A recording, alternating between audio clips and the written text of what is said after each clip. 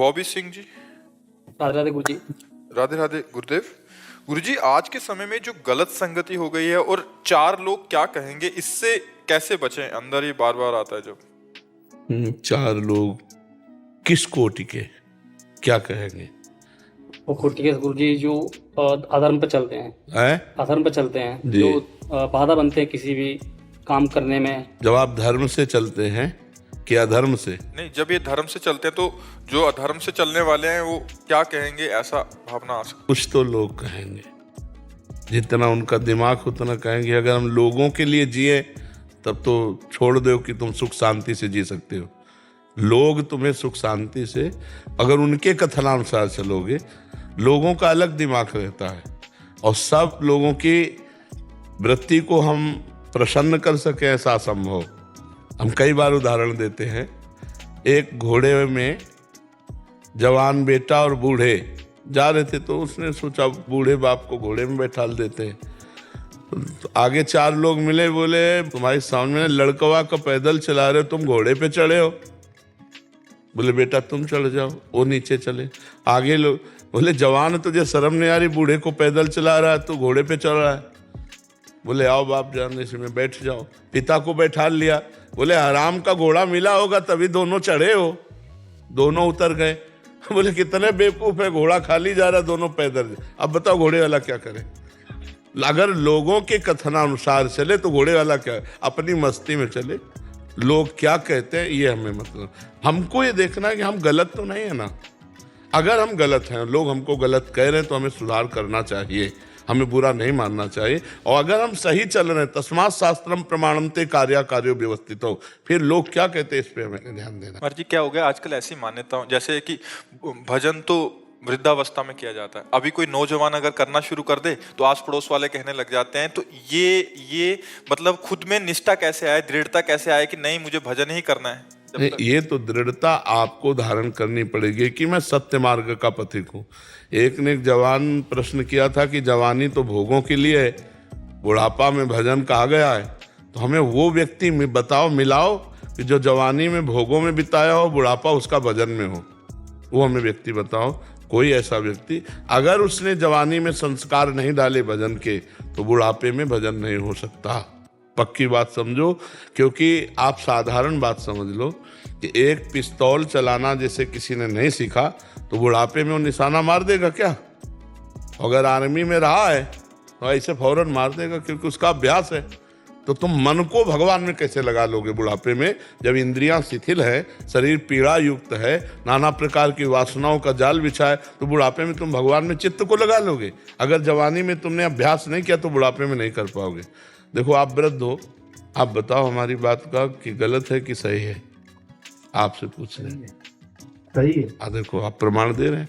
अगर कोई भी वृद्ध हमें बतावे यदि उसने पूर्वाभ्यास नहीं किया तो एकदम बुढ़ापे में भजन नहीं कर सकता है। ये हमने बहुत अच्छे से वृद्ध जनों से पूछ करके बातें हम आपको बता रहे हैं और खूब मिल के बता रहे हैं। और आप उससे मिलो जो जीवन में भगवान का भजन किया, वो आपसे वार्ता शुरू कर देगा, भगवान की कोई न कोई वार्ता करेगा। इसलिए ये जो संसारिक जन है, इनका कथन कि जवानी भोगों के लिए, बुढ़ापा भजन के लिए, ये बिल्कुल गलत है। ऐसा कभी नहीं हुआ और ऐसा कभी नहीं हो सकता। जैसे पीछे कहा गया है शास्त्रों में कि गृहस्थी के बाद बुढ़ापे में भजन करने के लिए वनवास जाए, तो उसमें पद्धति थी, पहले वनवास हुआ गुरुकुल में, ऋषियों के समीप, ब्रह्मचारी तपस्या पूरा सब सीखा, और फिर गृहस्थी में गए तो पूर्व का अभ्यास, वो चौथे पन में भजन में फिर लग गए। अब जब जिसने भजन कभी नहीं किया वो भजन नहीं कर सकता है। बुढ़ापे में शरीर बहुत पीड़ादायक होता है। जैसे रोग ग्रसित शरीर है, वृद्धावस्था का ग्रसित शरीर है, इनमें चेष्टाएं नहीं होती कि भजन किया जा सके, तपस्या किया जा सके। ये अवस्था होती, जो अभ्यास हो गया वही चलता रहेगा। जैसे पेपर पढ़ने का अभ्यास है तो बुढ़ापे में पेपर चाहिए, टीवी का अभ्यास है तो टीवी चाहिए, चाय का अभ्यास है चाय चाहिए, गाली देने का अभ्यास है, वो चाहे जितना बहू बेटा सेवा करे वो गाली बकेगा। अभ्यास काम करता है।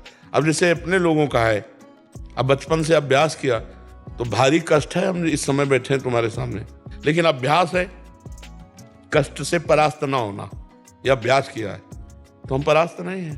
सुबह से सत्संग चल रहा है, एकांती कभी चलेगा, अगर अभ्यास ना होता तो अभी इसी में धोबिया पछाड़ गिर जाते, जिंदगी बर्बाद हो जाती। भजन और साधना ये सब, तो हम ये कहते हैं अभ्यास बड़ी जोर की चीज है।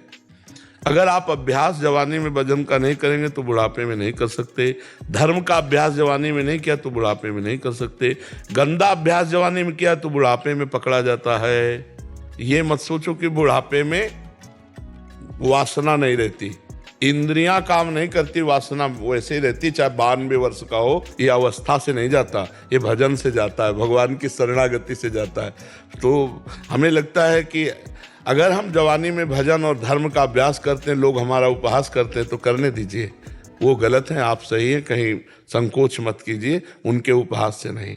बहुत से ऐसे सात्विक बच्चे हैं जिनको बच्चे उपहास करते हैं, शराब न पीने पर, गर्लफ्रेंड बॉयफ्रेंड वाले चक्कर में ना पड़ने पर, कोई नशा न करने पर कहते हैं अरे पुराने जमाने।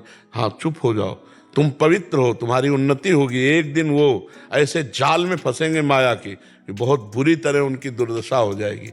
जब गंदे आचरणों में फंसते हैं ना, तो एक दूसरे ब्लैकमेल करते हैं, फिर उनको मम्मी पापा से बताने की हिम्मत नहीं होती, पास कुछ होता नहीं। गंदे आचरणों में कई आचरण है, जैसे गेम खेलना मोबाइल से। कितने ऐसे बच्चे हैं जिन्होंने अपने घर को खोखला कर दिया, चुरा चुरा के, और गेम खेलना मोबाइल से, हार जाना। और एडवर्टाइज आती है कि उसने 1 मिनट में कई करोड़ रुपए जीत लिए। तो नए नए बच्चे सोचते हैं कि मम्मी पापा के रुपए चुरा कर गेम खेल कर करोड़पति बन जाएंगे। नहीं, गलत बात। जवानी में जुआ खेलना, शराब पीना, पराई माता बहनों की तरफ व्यभिचार दृष्टि रखना, ये सब सर्वनाश की जड़ है। ये बिल्कुल नहीं करना चाहिए। आप धर्मात्मा पुरुष हो, धर्म से चलो, लोग उपहास करते हैं, करने दो।